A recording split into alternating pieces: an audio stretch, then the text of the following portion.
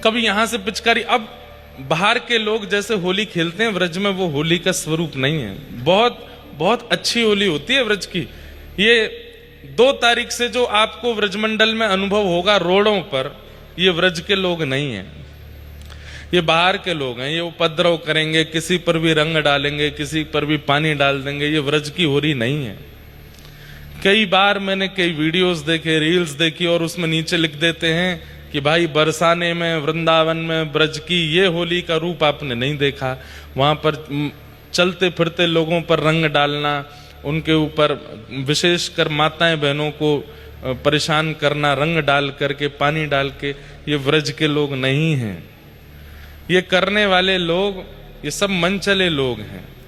ये व्रज की होली का स्वरूप नहीं है। व्रज की होली बड़ी पवित्र होती है, बड़ी पावन होती है। अच्छा, कई लोग कहते हैं, आज ये जब से ये वीडियोस वगैरह बनने लगी ना, तो बहुत कुछ अनर्थ जैसा हो रहा है। अब ब्रज में गाली का प्रचलन है, गारी गाते ही हैं। अब वहां पर गारी गवती है बरसाने नंदगाम में, अब लोग उसकी वीडियो बना बना के डालते हैं, और फिर नीचे देखो लोगों के कमेंट बरसते हैं कि देखो भगवान के नाम पर लूट रहे हैं लोगों को, खुद गाली गा रहे हैं। अरे वो गारी नियम है, गवती है। ठाकुर जी के सामने गाते हैं बैठ के गारी, ठाकुर जी को गारी देते हैं।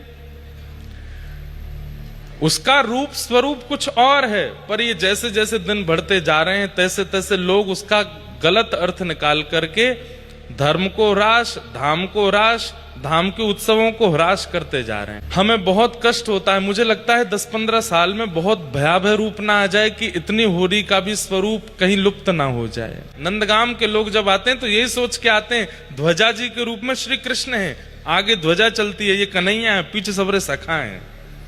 और जो बाहर रोडों पर जो क्रम चलता है, हमारी प्रार्थना, आज एकादशी है, रंग बनी एकादशी। एकादशी के बाद द्वादशी, त्रयोदशी, ये 2 दिन और आप 3 दिन और व्रज में रहिए। पूर्णिमा को तो अपने घर पर ही होली करिए, उस दिन व्रज में नहीं रहिए। व्रज की होली एक प्रकार से आज कल परसों में विश्राम है। पूर्णिमा को तो होली आपको अपने घर ही करनी चाहिए, पर उस दिन इतनी भीड़ वृंदावन में हो जाती है कि हम लोग तो घर से ही नहीं निकल पाते, और सब लोग रोडों पर होली खेलते हैं। होली के दिन ये हैं, और वृंदावन में आपको रंग लाने की आवश्यकता नहीं है, ठाकुर जी रंग डालते हैं।